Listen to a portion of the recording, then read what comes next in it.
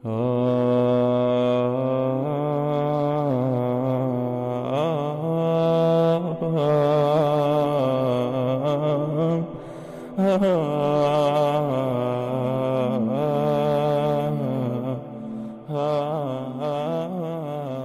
الله والصلاة والسلام على رسول الله.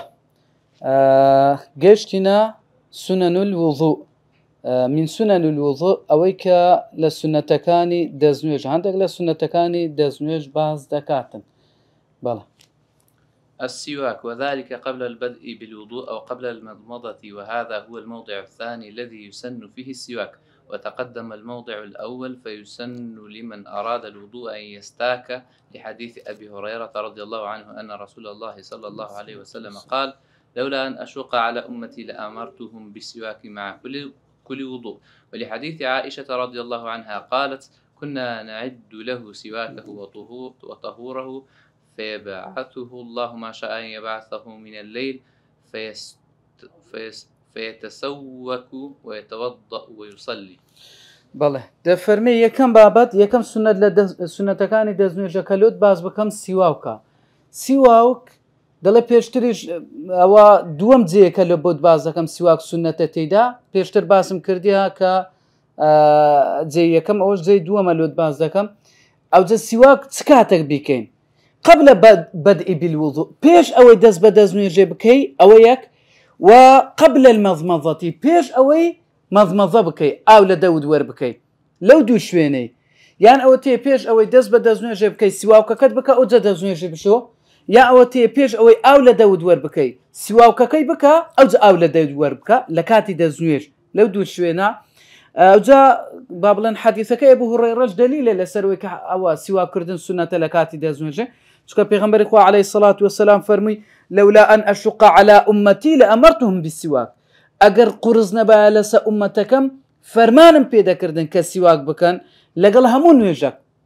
لەگەڵ هەموو عەفو لەگەڵ هەموو دەستنوێژێک، هەموو دەستنوێژەکە سواک بکەن. کەواتە یعنی دیارە قورسێکی تێدا هەیە، دیارە زۆر گرینگە. لێ فەرمووی لەولا ئەن ئەشق عەلا ئومەتی لەئەمەرتهم، فەرمانم پێدەکرد. دیارە زۆر گرینگە سواکردن لەبەر هەندێک پێغەمبەری خوا عەلەیهی السەڵات وەسەلام و هذا فەرمێ. و حەدیثەکەی خاتو عایشە کە دەفەرمێ ئێمە كنا نعد له سواكه وطهوره، ئێمە ئامادەمان دەکرد لە بۆ پێغەمبەر عەلەیهی السەڵات وەسەلام سواوکەکەی و ئاوی دەستنوێژێ. طهور یعنی ئاوی دەستنوێژ، ئاوی دەستنوێژەکەمان لە بۆ ئامادە دەکرد. فيبعثه الله ما شاء يبعثه من الليل، ئەو شەوکە چەندی بڕۆژ باە پێغەمبەری خوا عەلەیهی السەڵات وەسەلام لە شەوکە دەڕۆیش، یعنی قەزدی ئەوە بوو خەویلێکت بە چەند شەو بڕۆژ باە. ئەوجا پێغەمبەر هەر دەستا عەلەیهی السەڵات وەسەلام فيتسوك سواوچی دەکرد ويتوضأ و هەروەها دەستنوێژی دەشوشت ويصلي، ئەوجا دەستی بە نوێژ دەکرد. کەواتە پێش ئەوەی کە دەستنوێژە بشوە باسی سواچ کردیە. لێ دەڵێ دوو جێگا هەیە، یان ئەوە تێ لە ناو دەستنوێژەکەی یان ئەوە تێ لە پێش دەستنوێژەکەی سواوکەکەت دەکەی. بەڵێ التسمية، لحديث أبي هريرة رضي الله عنه مرفوعا: لا وضوء لمن لم يذكر اسم الله. والحديث ضعيف ضعفه أبو زرعة وأبو حاتم وابن القطان رضي الله عنهم، والإمام أحمد رحمه الله، وقال: لا يثبت في هذا الباب شيء، وله شواهد عن جمع من صحابة، وكل هذه الشواهد فيها ضعف. وذهب جماعة من العلماء رضي الله عنهم إلى أن الحديث بمجموع الطرق يرتقي إلى درجة الحسن. قال ابن حجر رحمه الله: الظاهر أن مجموع الأحاديث يحدث منها قوة تدل على أن له أصلا، وإن احتج بالحديث فإنه يحمل على الاستحباب، وهو قول جمهور العلماء رضي الله عنهم. وحديث أبي هريرة رضي الله عنه بمجموع طرقه حسنه غير واحد من أهل العلم. دوم سنة لسنتەکانی دەستنوێژە کە باز دەکاتن دەفەرمێ تەسمیە، بسم الله کردنە لە کاتی دەستنوێژێ. بسم الله کردن بە چ دەلیلەک سنەتە؟ دەڵێ کاکە حەدیثەکە ئەبوو هورەیرەما هەیە مەرفوعەن، واتە رفعك كرديها برزي كرديته ولا بولاي بيغمبري عليه الصلاة والسلام فرميتي دزنويجنية لا وضوء لمن لم يذكر اسم الله. دزنويجنية لبو أو كسيكا بسم الله ناكا، واتا دزنويج درسنية أو كسيكا بسم الله ناكاتن، بلام حديثك ضعيفة. ده فرمي مجموعك ضعيف يعني أو فرميان أو ضعيفة. إمام أحمد فرميتي لو باريوا هيت حديثك ثابت نبوه هيت شتك ثابت نبوه ك بسم الله بكرة للسرطة و دليل لكوملق للصحابة شواهد هي لسر أو بابتي كبسم الله كرا لكاتي دزنوجي كوملق صحابة أو بابتيان كردية بلام دليها مو أو بابتاني كبيوندي بالصحابة كان جوية ككرديتيان لكاتي دزنوجي بسم الله كردية تفرمي أوان شهر ضعيف مجموعة لزانايان فرميانا أقر بيتو أما حديثة كان همو كوب كينوا أو حديثة ضعيف ضعيف ضعيف ضعيف همو حديثة كان خرب كينوا همو ضعيفة كان خرب كينوا دبينين هزدا كين أواش تشي هي أصلا شي هي لو يدا فرمي بمجموعة طرق بكوكرنوي الرقا كان لو ما اندر دكا يبرز دبتو لبو درجة حسن وأتلا الضعيفي برز دبتو كاملا بعام لحديث سي درجة ما هي صحيح حسن ضعيف بعام أقرنا دابش دبي لبو وردكاريتك إذا دليل لا ضعيف أقر زور أو طرق حديثة كان كوبوا بو ماي أو كبرز ببيتوار زي أو تدابو كبرز ببيتو لبو حسن زانا عند فرمن أو برز دكينو لبو حسن واتا إيش بيدا كريتن توا حديثة حسن كان لغيره بله أوجه حسن دبت دونه حسن لغيره حسن لذاته بلام أما ما بس ما لويا درجك برز دبيتو لبو حسن حديثك كواتا إيش بيدا كريتن ابن حجر ده فرمي ظاهري بابتك يا وهايا كوي حديثة كان أقارما كوي بكينوا دلالته لسر أوي كقوتك هي لسر أوي أصلك لو بابتي هي يعني أتوكم لك حديثة سي تار بينز شش حديث هموي باس أوي ده كان لكاتي دزنيجي أو صحابي بسم الله كرديا يقدر بيغمر عليه الصلاة والسلام بسم الله كرديا راستهم ينضعيفن بس هذاك أصلك هي لبابتك لوي أو كوملا حديثة هاتنا لو باريوا ده فرمي أقر بيتو أما أو بابلن أو حديثانا بكين بلغة فإنه يحمل على الاستحباب نالين واجبة بلام دالين سنة أو كوملا حديثة كأوها باز ذكري ديارة بلغة كيكا لسا سنتيتي أو بابتي وهو قول جمهور العلماء أوش قول جمهور العلماء كسنة بسم الله كردن لكاتي دزنويش وحديثكي أبو هريرة باكوي الرقاكاني أو طرقانك حديثك اللي بيتوا دل دبتا أويك حسنه غير واحد من أهل العلم زقل ليق لأهل العلم أو حديثي أبو هريرة حسن كرديا فرمتها حسنة زقل ليق داخل دوا سيد سندا لزانان أويان بي حسن بوكا ابن حجر ولا تلخيص بعض ذكا بل غسل الكفين ثلاثا لحديث عثمان رضي الله عنه في صفة وضوء النبي صلى الله عليه وسلم وفيه دعا بوضوء فتوضأ فغسل كفيه 3 مرات ثم قال رأيت النبي صلى الله عليه وسلم يتوضأ نحو وضوئي هذا والصارف عن الوجوه قوله تعالى يا أيها الذين آمنوا إذا قمتم إلى الصلاة فاغسلوا وجوهكم وأيديكم إلى المرافق حيث لم يذكر غسل الكفين. بله سيم شد فرمي شوردني دستكانا سيزار شوردني دستكان سيزار أو السنة بلغمان تيكا السنة حديثكي إمام عثمان الرضا ورحمة خواي پروردگار اللي بلا بارد دزنوي في پیغمبري عليه الصلاة والسلام إمام عثمان مجموعك خلشي لدوري بو فرمي برون تشتكملو بينن دعا بوضوء وضوء بفتحي واوكي أو بمعنى آي دزنويجا وضوء يعني دزنويج خدي فعلك دزنويج شردم باشا ده فرمي بانجي آي يعني والله أعلم دريته هانئي خزمة كاركة كبسي أو تشتشي لبو بيني آي دزنويجي اللي بقريتن لبو أو خلقي كلا بيشيانا إذا ده فرمي فتوضأ فغسل كفيه 3 مرات سيزار دستي ششت كواتا بيجوي دز بدزنويجا كيبكا سيزار دستي ششتيا أو تشتيك هيا أو شتيك هيا توزك خواري دكاتو دي خاتنا دستي دشواتن سيزار دستي ششت أو جا عندما كانت كي ششت أو جا كليبوا فرمي خلقكي إمام عثمان فرمي خلقكي فرمي رأيت النبي صلى الله عليه وسلم يتوضأ نحو وضوء هذا پیغمبر خو عليه الصلاة والسلام بینیتم او ها دزنویج ششتیا ئەوجا فەرموویەتی هەر کەسێک دەستنوێژەکەی بشواتن وەکو ئەو دەستنوێژەی کە ئەمن شتیتم پاشان دوو ڕکعاتی بکە ئیلا خوای پەروەردگار لە تاوانەکانی خۆش دەبیتن.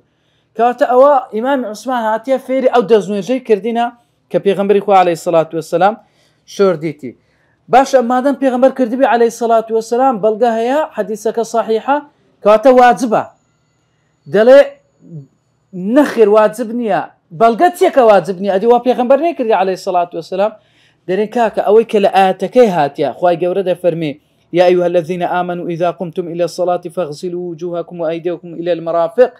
باس أوي دكا أو كساني كإيمان تاهينا كاتك هاتن دزنوج بشون لبو دزنوج روشتن باشا تبكن يكسر خواي قورا باسي دمتاوي دكا فاغسلوا وجوهكم دمتاو تام بشون وأيديكم إلى المرافق ونيا باسي أوي نكر دستان بشون كواتا ديارة واجبنية سنة لوية لآتكي نهاتيا والله أعلم. التيمم في غسل اليدين والقدمين لحديث عائشة رضي الله عنها قالت كان النبي صلى الله عليه وسلم يعجبه التيمم في تنعله وترجله وطهوره وفي شأن كله. وحديث أبي هريرة رضي الله عنه قال رسول الله صلى الله عليه وسلم وإذا توضأتم فابدأوا بأيمانكم. قال ابن قدامة رحمه الله لا خلاف بين أهل العلم فيما علمناه في استحباب البداءة باليمنى. بلى چارەم نقطەکەلوت باز بکەم لە کاتی دەستنوێژێ سنەتە ئەوەی ئەتوو بەلای ئەوە ڕاستە دەست پێ بکەیت لە دەستت لە پێشت بە ڕاستە دەست پێ بکەیت یەکەم جار دەستی ڕاستت دوای دەستی چەپت پێی ڕاستت پێی چەپت دەڵێ سنەتە ها واجب نییە کە بڵێ ئەوە ئیلا ئەوها بکرێ بەڵام کە گوتمان سنەتە یعنی ئەجرش گەلە گەورەی هەیە ئینسان پێوە پابەند بیتن. دلیلت چییە؟ بەڵگە چییە کە ئەوە سنەتە؟ دەڵێن بەڵگەم حەدیسەکەی خاتو عائیشەیە كحديثك بخاري ومسلم خاتو عائشة دفرمين بيغمبري خو عليه الصلاة والسلام يعجبه زور حزيليبو زور حزيلتبو بخو يعجب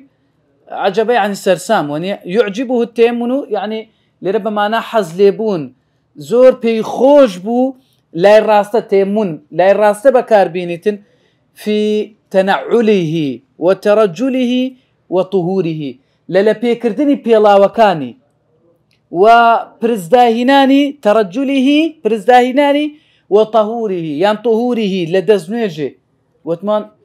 لكاتي دزنيجي بيغمبر إخوة عليه الصلاة والسلام لا الراستي وفي شأنه كله لحمو كاتكاني أو سبحان الله يعني يقلو سنتاني كاللايما زور خاوبيتو يعني مثلا لبيكردني بيلاو كانت نعلة كانت بلاي الراسته دفرمي ابن باس كاتك أنا خوش بولا خاصة خاني بو پێڵاوەکانی هینا لە ئەوەی لە پێی بکاتن پێڵاوی ئەوجا دەفەرمێ ئەوەی کە لەگەڵی بووە والله عەلەم کە کوڕەکەی بووە یان قوتابەکەی بووە ئەمە هەستمان پێ نەکردەوەیە پێڵاوی چەپەکە لای چەپەمان لە پێ کرد دەفەرمێ لە پێی کردەوە بێ پێکەیت کە لە پێمان کرد لە پێی کردەوە زانیمان یعنی ئەوەی نایە لێ دەفەرمێ ڕاستەمان لە پێ کرد ئەوجا چەپە سبحان الله زۆر نەخۆش بووە لە خەستخانەی بوو ئەوە زارێک لە تەڵەبەکانی دەرێ شێخاتە دەرێ دەڵێ ئەمنیش طبعا کە هاتیە مەشغول بوو کەسێک پرسیاری لێ دەکرد قسەی لەگە دەکرد ئەمنیش پێڵاوەکانم لۆ هینا نعلەکانم لە بۆ هینا لە بۆم دانا یەکەم جار لای چەپەم لە بۆ دانا دەفەرمی لە پێی کردەوە پێ ئەوەی نەکرد هینامەوە دیسان گوتم نەکو ئەوە بی لای برد دام ناوە لە بۆی دیسان لای برد ئەو جارە دیسان لۆ منە ئەو جار پێ لەستە دانا راستم لوينا لا بيكر او زت سبكي لا بيكر سبحان الله لوش زور زور اتباعي السنه يعني كرديا اجا پیغمبر خو عليه الصلاه والسلام لكاتي دزنوج ولا مو كاركان كارتاكو خيركان پیغمبر خو عليه الصلاه والسلام لا راستي كردي وحديثك ابو هريره فرمي پیغمبر خو عليه الصلاه والسلام كاتك دزنوج ذكر فرموي اذا توضأتم اگر دزنوج تنشش فابدأوا بايامينكم بلاي راسته دەست پێ بکەن کاتێکە دەستنوێژ دەشۆن. ابن قدامة دەفەرمێ هیچ خلاف نییە فيما علمناه لەوەی کە ئێمە زانیتمان هیچ خلاف نییە في استحباب البداءة باليوم لەوەی کە دەست پێکردن بەلای ڕاستە سنەتە هیچ خلاف نییە لە بین عولەما ئەوەی کە ئێمە لێمان زانی بکاتە دەست پێکردن بەلای ڕاستە سنەتە ئەگەر کابراەک لە دەستنوێژ چەپەی شت ئەوجە ڕاستی شش دەستنوێژەکە هەر دروستە بەڵام کا ئەتوو لە چاو پێغەمبەری بکەی و عەلەیهی سەڵات وسەلام ئیتیباعی پێغەمبەری بکەی ئەو ئەجر و پاداشتە کە ئەوەی کە مثلا أتو بوشي وازا بيكي بلا. البداءة بالمضمضة والاستنشاق لحديث عثمان رضي الله عنه في صفة وضوء النبي صلى الله عليه وسلم، فمضمض واستنثر ثم غسل وجهه 3 مرات، فإن أخر المضمضة والاستنشاق بعد غسل الوجه جاز. بلا بينزم لا سنتكاني دزنوی جلوت باز دکا دفرمی مضمضه استنشاق مضمضه أو لدور كردنا استنشاق أو للودور كردنا باشا. حديثك إمام عثمان أو حديث بدرجي وصفي أو دكا دزنوج بيغمبري دكا عليه الصلاة والسلام لباش عند فرمي فمضمضة بيغمبري خو عليه الصلاة والسلام أو لدي وركرد واستنثر. طبعا هو كإمام عثمان دزنوج كيدا شواتن دفرمي بيغمبر أو هاي كردي عليه الصلاة والسلام. واستنثر استنثار تبو فنكردن بو أديكا أو للود وركردن حتما أجا أو للود وردي أو زفني كرديا كواتا أو للود وركردنو فنكردني باشا. واستنثر ثم غسل وجهه 3 مرات سيد زاران دمتساوي الشوش باشا. يعني استا أو لدور كردنو لا للود وركردن بيشي دمتساوي بيان باشي بو بيشي توانيا يكم زار أواني كردي أو زد متساوي الشوشتي دست بدا متساوي الشوشتي كردي دفرمي أجر كسك فإن أخر المضمضة والاستنشاق أجر كابراك أو لدور كردنو للودور كردني لباش دا متساوي الشوش يعني يكم زار دا متساوي الشوش سيزار أو زد أو لدور كردو أو لكبو وركد جاز درسته أوش درسته بوشي وازاش درست بلام كو باشترا بيش أو دا متساوي بشوي أو لدور وركا أو لكبو وركا أو زد متساوي بشو توجد دستت بشو أندامك عندك بلا. المبالغة في المضمضة والاستنشاق لغير الصائم لحديث لقيط بن صبرة رضي الله عنه أن النبي صلى الله عليه وسلم قال له أسبغ الوضوء وخلل بين الأصابع وبالغ في الاستنشاق إلا أن تكون صائما وأخذت المبالغة في المضمضة من قوله أسبغ الوضوء. بله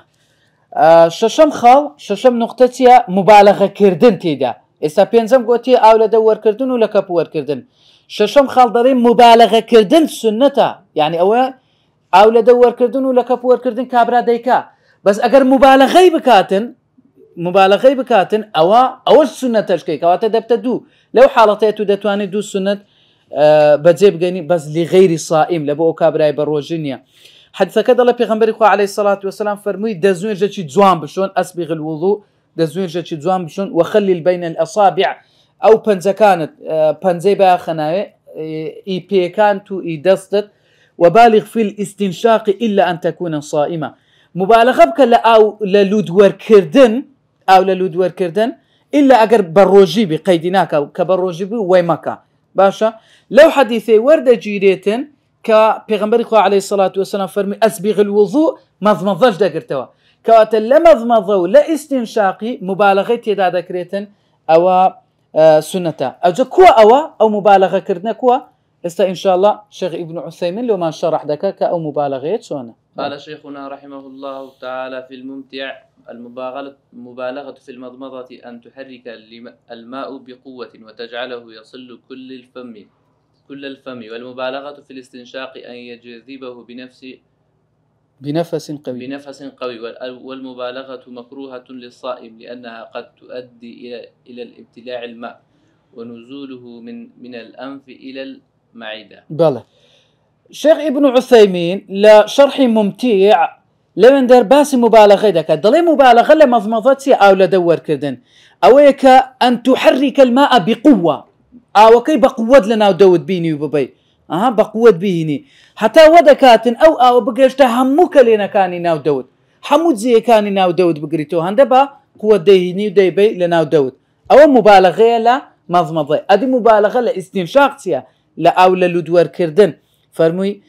أي يجذبه بنفس قوي أوانيا كأودك فنشي وكاتن توزقنا خوش بس هتا إنسان لي راديتن أو جا آسان دبي كي كم زودك ميفشي لقرا ودبي توزق بلام كلي راهد آسان دبيتن دفرمي برك بقوة راي بتشيشي أو باشا أو مبالغة لا استنشاق أو جدلين مبالغة كردن مكروهة لبو أو كابراي بروجيا لو أني لأنها قد تؤدي إلى ابتلاع الماء لو أني ببيته قداني آوكي كاتك زور أو دكاتن لدي ورددا يام الرايدي شيشيتو للوتي ودكاك أو بستخواري دليلوية مكروهة باجني إنسان بكاتن للاي لوتي ولو أني لبو معيدي بالروات بالا. قوله أسبغ الوضوء المراد بالإسباغ إيصال لكل عضو حقه من الوضوء وهذا إسباغ واجب. والإسباغ المستحب هو الإتيان بما يتم الوضوء بدونه من السنن والإسباغ أجره عظيم لا سيما حال المكاره كأن يكون الماء باردا في الشتاء ليس عنده غيره أو حارا في الصيف ليس عنده غيره فإذا أسبغ الوضوء كان أرفع لدرجاته وأمحى لسيئاته ويدل عليه حديث أبي هريرة رضي الله عنه أن رسول الله صلى الله عليه وسلم قال ألا أدلكم على ما يمحو الله به الخطايا ويرفع به الدرجات قالوا بلى يا رسول الله قالوا بلى يا رسول الله قال إسباغ الوضوء على المكاره وكثرة الخطى إلى المساجد وانتظار الصلاة بعد الصلاة فذلكم الرباط. بلى أدي باشا بيغمر عليه الصلاة والسلام ده فرمي أسبغ الوضوء لزور حديثا أوجه لدبيتوا لزور حديثان أوجه لدبيتوا كأسبغ الوضوء دزون جاكات بجواني بقرا ما بس لإسباغ ضلي ما بس لويا ك أو أنداماني كديشوي هر هميان حقي خوي بدي لأندامكان واتكاتك دست دشوي بجواني بيشوي كاتك دموتاو دشوي بجواني بيشوي كاتك بيكان دشوي بجواني بيكي باشا أو إسباغي أو واجبة بابلين أو هذا بكريتن أدي السنة إسباغ المستحب هو إتيان بما يتم الوضوء بدونه من السنن أوانيك دزنيج ببي أوانا شهر درستا بونمونا أتو ببي بسم الله كردن دزنيجك درستا يعني وكو أوي كخدمان للسنة كان درستا ونيا ببي أوي استا ببي أو قصبيتن ببي أو لدور كردن ولا لودور كردن أوانا كالسنة داينا بلا ما هندق لعلماء لواجبيان دانا هذا لين واجبة دزنيج ببي مضمضو استنشاق نابي حتى باس غسل دكان دنا أو كابرا غسل جنابه لخوي دردكا مضمضو استنشاقي نكا غسلكي دروزنيا دزنيجكي دروزنيا تشكا بيغمبر عليه الصلاة والسلام ببردوام كرديتي وفرماني بي كرديا ونهاتي بيغمبر صلى الله عليه وسلم ني كردي بيتن لو دلن واجبة بلام لله هندق لزانا سنة يارا أوش أو رأيها البجادية كالسنة على أي حال كواتا أجر بور رأيي بي كابلين أو لدور كردن ولا لودور كردن سنة أجر كابراق ني كرد دزنيجكي هر درسته ونيا دزنيجكي هر درسته كواتا أجر كردي أو دكا إسباغي السنة دكا برو بيرسون دكا باشتر كردن لو دل إسباغي أو سنة ما هي إسباغي واجب ما هي واجب أوه كأتو أوشتانه بكي كدزنيجكات بي دروز دبيتن ببي أوانا دزنيج دروز نية مثلا دزنا ششتن دستي لا الراست نشي دزنيجت بي دروز نية كواتا أو إسباغي واجبة إسباغي سنتش أوه دزنيجك ببي وي دروستا بلام سنة أجر پاداش زياتر دقيشتي أجر أو إشانة بكي بتايبتي جكاتي حالتي ناخوشي مكاريه لكاتك ناخوشة بونمونا زوكا زور سارد زستانا بس آوي ساردك شيء نك آوي قرم هبي أتبري والله كاكا أمن إلا بآوي ساردي شوم نا آوكا لمارة مشاهدك والله آوي قرمني ما بس آوي سارديها زورش زوكا سارده دسي باو آوي ساردي دزوينجي دشوي أويان أدرتي زور قوريه هي شكا پیغمبر خو عليه الصلاة والسلام باسی دەکاتن لە حەدیثەکەی ئەبوو ڕۆیڕێ دەفەرمی ئایا پێتان بڵێم لەسەر ئەو شتێک کە گوناهەکان ڕەش دەکاتەوە دەرەجەشت بەرز دەکاتەوە فەرمیان بڵێ ئەی پێغەمبەری خوا پێمان بڵێ فەرمی ئیسباغ الوضوء على المكاره فەرمی دەستنوێژ ششتنێکی جوان و ڕێک و پێک لەوەی کە ئینسان لەسەری قورسە و ناخۆشە مەسەلەن کابرا کە نەخۆشە هەر خواخواتی دەستنوێژەکەی بشوە بەس ئەدی ئەگەر سونەتەکانیش بکاتن لە ناو دەستنوێژەکەی بسم الله بكو أو لدور كردن ولا كبور كردن أو أنت كبكاتن أو أجركي زياتر دبيتن فرموي إسباغ الوضوء على المكاره أو دبيته هو أو تواني الرجبته درجة بارز بيته وكثرة الخطى إلى المساجد زور هنقاونان لبو مزقفتي زور تون لبو مزقفتي درجة بارز دكاته وتواني شد رج دكاته وانتظار الصلاة بعد الصلاة فذلكم رباط فرموي تاوري كردني نويج لبو نويج أوشيان الرباطة أما الرباط يعني أو بمعنى أو ديتنك كسك لسر سنور بمينيتوا بارزغاري لا سنوري دولتي إسلام بكاتن مسلمان بكا ملام ليرة يعني براسي أتو بارزغاري لو سنتانا كردية قرتيتد أو وي كردية كا درجة كان الرج بيتو يعني تاوانا كان الرج بيتو درجة كان يشد برز بيتو بلاكان يشد برز بيتو برو بلاي برزي بروي المضمضة والاستنشاق من كف واحدة لحديث عبد الله بن زيد رضي الله عنه في صفة وضوء النبي صلى الله عليه وسلم قال أدخل يده فاستخرجها فمضمض واستنشق من كف واحدة ففعل ذلك 3. قال ابن القيم رحمه الله ولم يجئ الفصل بين المضمضة والاستنشاق في حديث صحيح البتة وكان يستنشق بيده اليمنى وينتثر باليسرى. حفتم للسنة كاني دزنوجة كأمن لبود باز بكم أو لدور كردنو للودور كردن بيك دستي أما تمشاكا بز أو لدور كردنو للودور كردن أو سنة حساب كرد مبالغة كردن بس سنة حساب كرد بيك دستي بس يعني بز لوي أو سيس سنة تعتزي بز كاتي أو لدور كردن ولا لودور كردن ده فرميتن حديثكي زيدي عبد الله كوري زيد ك لصي لباسي دزنوجي بيغمبري عليه الصلاة والسلام ده فرمي بيغمبري خو عليه الصلاة والسلام دستي خستنا أو زعما أو تشتي أو شتي كهبوا لباشان دري هنا فمضمضة بودستي آوي لدي وركدو آوي لا لود وركد من كف واحدة بيك دستي بيك دستي اسا شو دكاتو بيك لبا دستي كوبكن اسا إن شاء الله باسي دكاتن ففعل ذلك 3 بيغمبري خو عليه الصلاة والسلام سيدزار أو يكر ابن قيم رحمة خواه اللي بيدا فرمي لم يجي الفصل بين المضمضة والاستنشاق نهاتيا أو بكري زياكاري لبيني مضمضة واستنشاق بكريتن في حديث صحيح البتة لهيت حديثي صحيح البتة يعني دكا قد نهات يشتوا سبحان الله أو مصطلحات أجرديد أو مصطلحات ابن قيم يزور بكاردني قال الزور بكاردني أو وتايبتي لزاد معان زور أو هي ما شاء الله يعني اشتواني قد أو باشا نهاتيا كبيغمبري عليه الصلاة والسلام لبيني مضمضة استنشاق أو لدور كردن ولودور كردن جیاوازی کرد يعني كم زار لدي وركد بي أو جدوا بيته ولا لوتي وربكا نهر بيك زار راس لدو لوتي هندقلو دوي هندقلو لوتي أو دليتن هيك حديثة شيء صحيح ما نية قط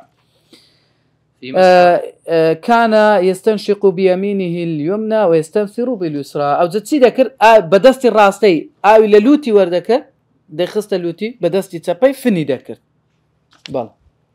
في مسح الرأس تسن الصفة المسنونة وهي أن يبدأ في مسحه لرأسه فيضع يديه في مقدم رأسه ثم يذهب بهما إلى قفا رأسه ثم يرجعهما للمكان الذي بدأ منه. والمرأة أيضا تفعل هذه السنة بنفس الطريقة وما زاد من الشعر من عنق المرأة فإنه لا يمسح. ويدل عليه حديث عبد الله بن زيد رضي الله عنه في صفة وضوء النبي صلى الله عليه وسلم وفيه بدأ بمقدم رأسه ثم ذهب بهما إلى قفاه ثم ردهما حتى رجع إلى المكان الذي بدأ منه. بله أجا بيش أوي باسوي بكن لا أو لدور كردن ولا لودور كردن يا أو تي أتو بيك دستي سيجار لدود وردكي وسيجار للوت دوردكي يان أو تي زارك ديني لو دوتو زارش كديني لو لوت زارك لو دوتو زارك لو لوت يان بيك دستي كديني هندق لو دوتو هندق لو لوت هندق لو دوتو هندق لو لوت ديكي سي مست هندق لو دوتو هندق لو لوت كواتا أو سير شوازي هي دفر من بحر شوازي چي بكاتن درسته لسنتك ده بيتشي إن شاء الله. هشتم سنة لباسي مسح رأسه مسح كردني سر عندك سنتي تداهية أو يكأتو لسرتاي سرتوا مسحك الدس بكاي حتى وكودتي بشتوا قفا بشتملا باشان لين درا بيهنيوا لبو بيشوا أو لبو بياوان أدي أفرد دليلو بو أفرتانج بهمان شو دكان أو هذا كان دفرمي أو جهات مشى أو نقطة وما زاد من شعري عن عنق المرأة فإنه لا يمسح ئەوەی کە لە ملیەوە زیاتر دەبی لە گەردەنیەوە زیاتر دەبی ئەو سنت نییە چکە ئافرەت جاروێ پرچی درێژە کە دەیهینی ئافرەت هەتا پشملی دەهینی ئەدی ئەو پرسە زیادە ئەو علاقەی تێت ئەنی ئەوە هەو نییە باشاتە کە پشملی هینا دەیهینتەوە ئەوەندە هەوە نەک بینتە خوارێ لە چییە کا بەڵگەت دەڕێ بەڵگەکەم حەدیثی عەبدوڵای کوڕی زەیدە لە صفەتی دەستنوێژی پێغەمبەری خوا عەلەیهی سەڵات وەسەلام فەرمی پێغەمبەری خوا عەلەیهی سەڵات وەسەلام بە پێشەوەی سەری دەستی پێکرد هەتا لای پشتەوەی پشتەملی لە پاشان پێغەمبەری خوا عەلەیهی سەڵات وەسەلام هینایەوە ئەو جەزانیان دەفەرمو کە ئەوها کابرا دابنێتن ئەوەی بینی بەسەری دابینی دوای ئەو دوو پەنجەی بینتەوە ئەوها عەلایەتی حالین بە هەر نەوعەک کردی ئەو کابرا دوو پەنجەی ئەوها لێ دەکە ئەوها دەیبا دوای دوو پەنجەکەیت کەی ئەوها پێدا دێنتەوە باعتیبار دەڵێ کە ئەو کابرا کە دەستی پێکرد ئەو دوو پەنجەی کە پێکەوە نا ئەوە تەڕەوە نییە دەڵێ کە ئەوها دەستی پێکرد ئەو دوو پەنجەی هێشتان ئەوە نەبووە هەر تەڕە دەرێ ئەو جارە بەوەی دێهینتەوە عەلایەتی حالین بە هەر نەوع کردی ئینشاءڵڵا سونەتەکە دەپێچی ئەوها بردی ئەوها هینایەوە بەس بردی ئینشاءڵڵا شەر سونەتەکە دەپێچی کە هەر هەموو سەری مەسەح دەکات وە بزانم باز دەکاتن والله عالم ئەگەر باسی نەکرد لە لای زانایان تەمەشاکە لە باسی سەر هەندێک لە زانایان دەڵێن کاکە دەبی ڕوبعەک بی یعنی مەسەلەن کە دەستت دانا ئەوەندەی سەرت ببیتن هەندێک دەرێن سێ داو دەبیتن هەندێک دەرێن هەمووی واجبە دەبی ئەوە بکرێت ئەوجا سونەتەکە دەڵێن لە سەرەتا لێرە دەست پێکە ئەوها بیهینەوە ئەوە سونەتە ئەوجا هەندێک دەڵێن واجبەکە بەوەی بکە دێتە جێ ئەگەر سێ داویش بی هەندێک دەرێن نا ئیلا دەبی دەستانی ڕوبعەک بەشی سرت بگریتەوە ئەوجا گەر وهابی بالفعل ئەوانەی کە ڕوونی بەکاردێنن جەلی بەکاردێن هەندێک شتی بەکاردێن گەنجەیە جاروێ ناوێ پرچی تێکچی لەبەرەوەی کە ناهەیە پرچی تێکچی جاروێ دەستنوێژی ناشوە یان دەستنوێژەکی دەشواتن بە 6 نوێژان بەخۆ 5 نوێژمە هەیە مەسەلەن دەریاگەر وتریش بکاتن بە 6 نوێژان لۆ نایە پرچی تێک بچیتن ئەوجا ئەمە ڕێژکە دادنین دێنێ کاکە دەستنوێژەکەت بشەوە جاروێ زۆریش تەنگاون یا زۆر ئەوەیە بەس ناوێ دێنێ کاکە دەستنوێژ بشەوە ئەتولوانەی ئێرەت برن کردبی تۆ ئەوها لێ کردبی بەس خۆ ولا تەنیشتانە دووە لێ نەکردیەوە نیە دەستنوێژ بشەوە ئەوها بەولا دابنیان بەولا دابینە دێتە جێ سونەتەکە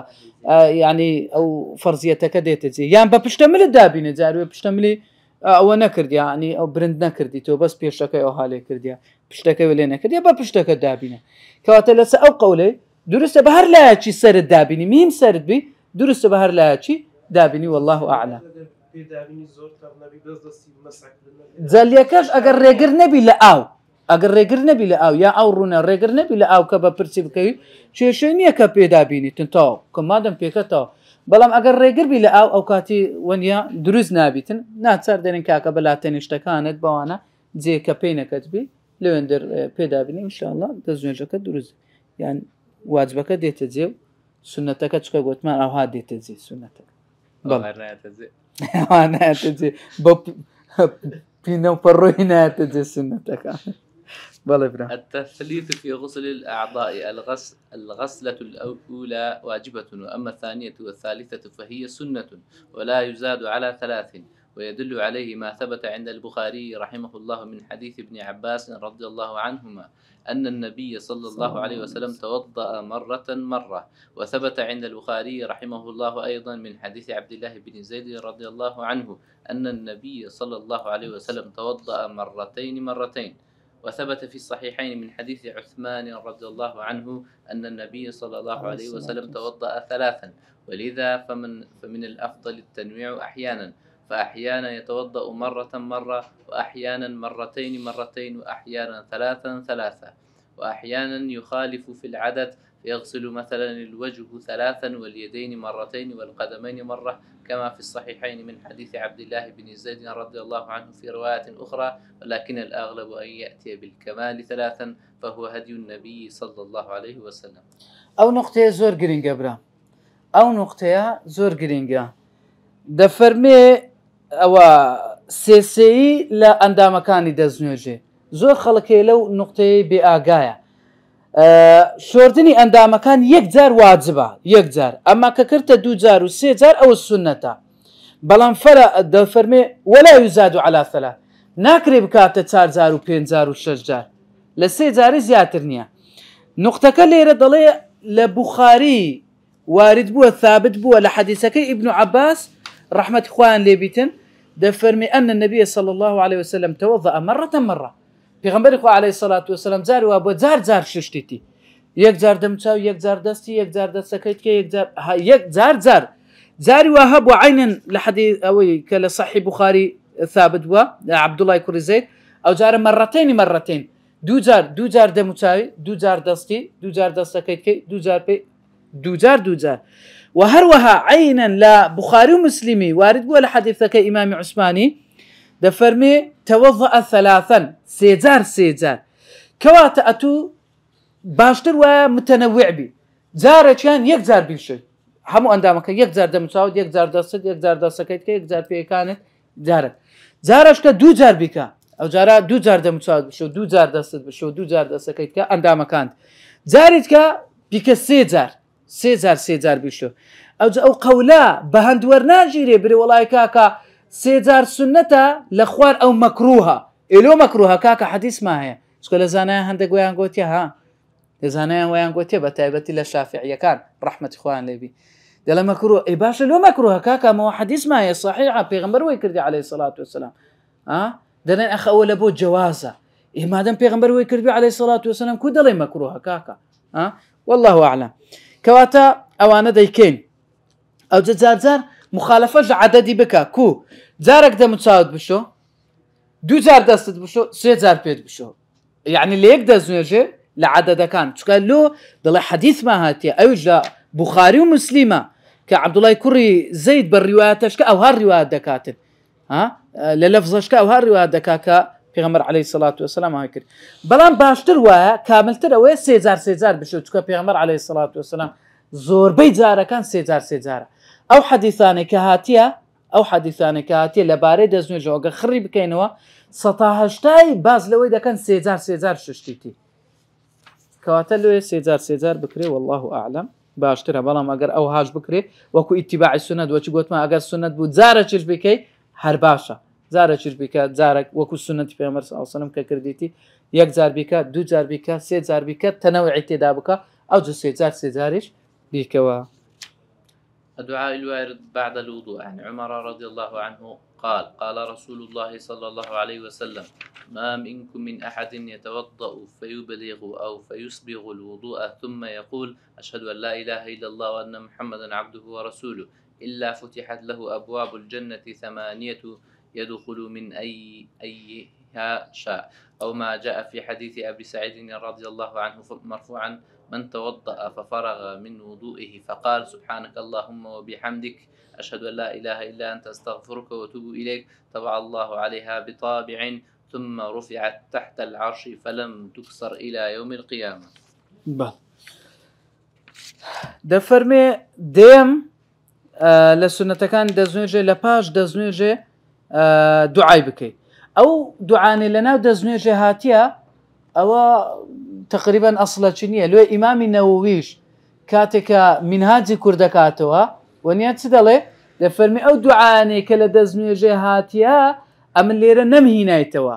لو تسون كدلي أصلا شنية إمام النووي بخوي محدثة كاكا أصلا شنية لو أمن نمهي نايتوا بس أو صحيح بوا كاتا والله أعلم أو إلا باش دزنوجي دي أو الصحيحة لو أناش حديثك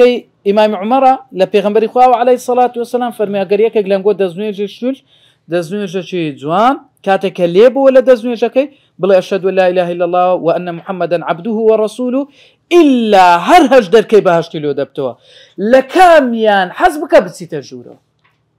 الله آسان ونيا خوش بس سبحان الله أو نعمتانا كباسي أوانا دكا إلا لبو أو كسيك أو كابرايا بدل ديكا زاري مثلا أما حدثك دبستين دين والله آسانة تاو ديكين زارك دو زار سي زار دو ديكين إهمالي اللي بير ماندتي بس أو كابرايا كخواي قورا خيري لبو بيوتن أو كابرايا بدل لدو سنتك سبحان الله قد لبيرناكات حديثك أبي سعيدي ده فرمي پیغمبر عليه الصلاة والسلام فرمي هر كسك لدزنيج بو بابله فرموي أو كسقوتي سبحانك اللهم وبحمدك أشهد أن لا إله إلا أنت أستغفرك وأتوب إليك أو دعائك إلا خواي پروردگار أو دعايا ودكاتن كختمة قلي بدري مورا قلي بدريتن لباشان أو برز بكريتو لبو جير عرش أو مورا ناكريتوا حتى روج قيامتي هاكو كابراك نامت تايبتي هبي نامت تايبتي كناين لبو كابراي مثلا نامت تايبتي لبو كسة دنيري نامك ديني ختمة لسر دغداتن كأو ختمة ليدا أو يعني زور تايبتا